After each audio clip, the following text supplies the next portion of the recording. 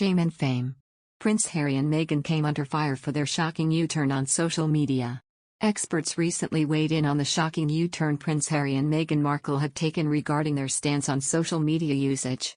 Harry and Meghan were attacked following their condemnation of social media, with a royal pundit noting the Sussexes used to be keen fans of online platforms before being slammed for his cynical assessment. Prince Harry and Meghan Markle stepped back from social media at the beginning of the year, with a close source claiming they would not return to any online platforms following torrents of abuse. The Sussexes also do not have their archie foundation on any major social media networks, with Prince Harry recently stating he would not return to any of the platforms until the issue of misinformation was fixed by the companies. But some royal commentators were perplexed at Harry and Meghan's U-turn on social media, with one remarking the pair seemed to relish in their social media channels when it suited them in the past.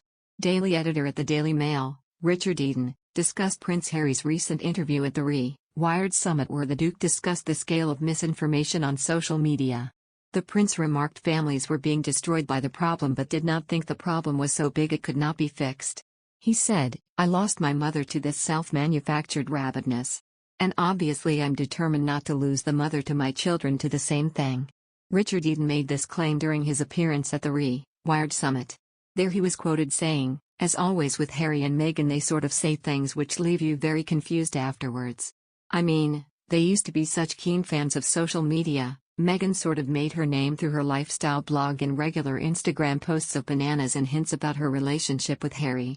Mr. Eden suggested Harry and Meghan were annoyed because they could not monetize social media as other platforms, like Spotify and Netflix, have paid them millions to be on there. Royal historian Dr. Tessa Dunlop, who was on a panel with Mr. Eden, slammed his cynical views before moving on to Prince Harry's claims he warned the boss of Twitter about the Capitol Hill riots in January. In the Wired interview, Prince Harry claimed he warned Twitter CEO Jack Dorsey in an email that the Capitol Hill riots would happen.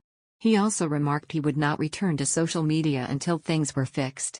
Mr. Eden pondered how Prince Harry knew the riots would happen if he and Meghan had vowed to stay off social media in a boycott. At the beginning of the year, The Times claimed a source close to the couple said they would no longer use social media in a personal capacity and would be keeping their archie foundation off major social sites.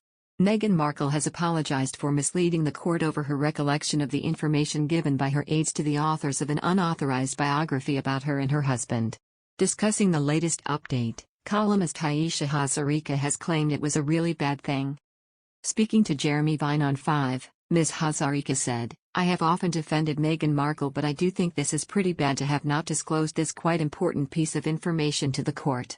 I think that's a really bad thing to have done. She has apologized. Let's see how this affects the case." The High Court ruled earlier this year that ANL's publication of Meghan's letter to her father was unlawful, entering summary judgment for Meghan and avoiding the need for a trial.